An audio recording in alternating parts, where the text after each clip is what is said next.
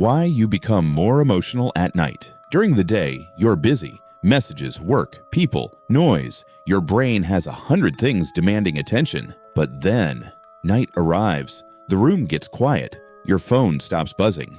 And suddenly, thoughts you ignored all day become impossible to escape. You remember someone. You replay an old conversation. You question your future. And somehow, a problem that felt small during the day feels enormous at 2 a.m. But why?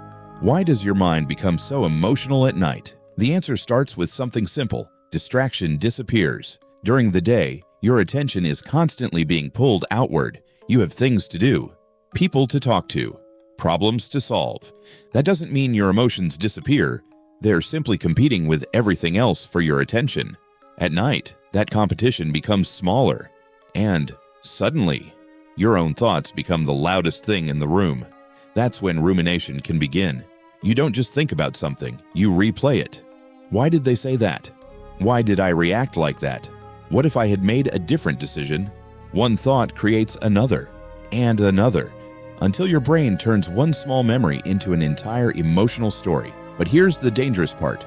Thinking feels like solving. You can spend an hour analyzing the same situation without actually getting closer to an answer. You're not solving the past, you're repeatedly experiencing it. And then there's tiredness. Your brain and body follow a daily rhythm called the circadian rhythm. As night approaches, your body begins preparing for sleep. Your environment becomes darker, your stimulation decreases, and you're becoming tired. Tiredness doesn't magically create sadness, but when you're exhausted, regulating emotions and resisting negative thought patterns can become harder. That's why something that seems manageable at noon can feel overwhelming at midnight. And this explains another strange phenomenon.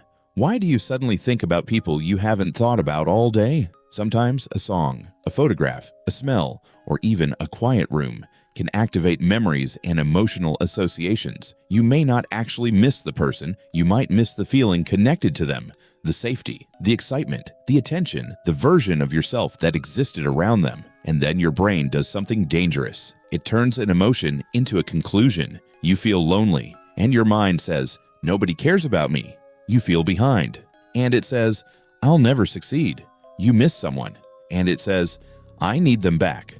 But remember, a feeling can be real without the story attached to it being true. That's why you shouldn't make major emotional decisions at 2 a.m.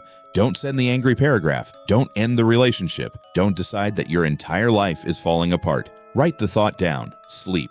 Look at it again in the morning. Because sometimes you don't need a new life. You need a rested brain. Maybe nighttime doesn't make you a different person. Maybe it simply removes the noise that was distracting you from yourself. So when you're lying awake tonight and your mind starts replaying everything you've ever done wrong, take a breath. You don't have to solve your entire life tonight. Let the night pass, because morning may not change your problems, but it can change the mind you're using to look at them.